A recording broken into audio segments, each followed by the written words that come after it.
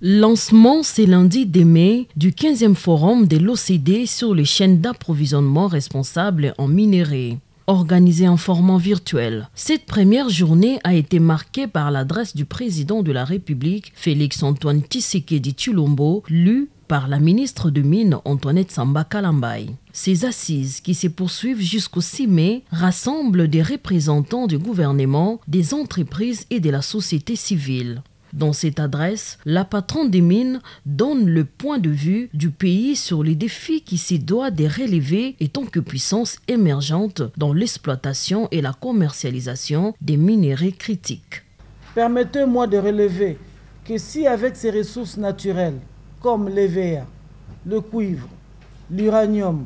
mon pays a contribué substantiellement durant les 2 derniers siècles à relever les défis industriels et géostratégiques majeurs, force est de noter qu'aujourd'hui encore, dans le contexte mondial privilégiant l'expansion des économies pauvres en carbone pour relever les défis de la transition énergétique, sa position de premier fournisseur mondial détenant. Par ailleurs,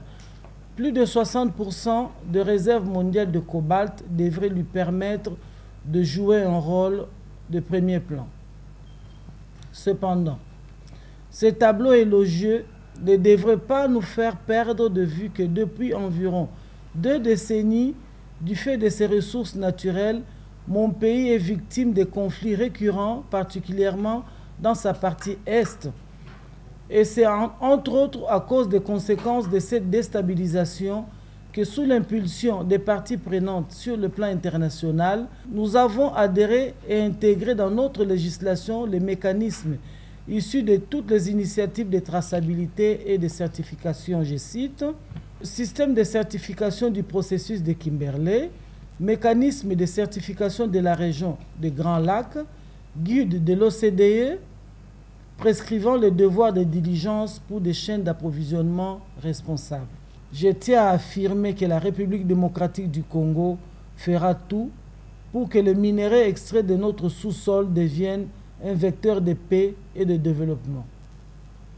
Les concepts tels que diamant de sang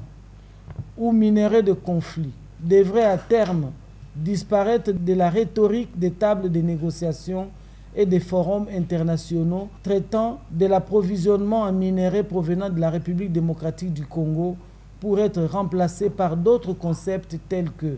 diamant de développement ou minerai de développement.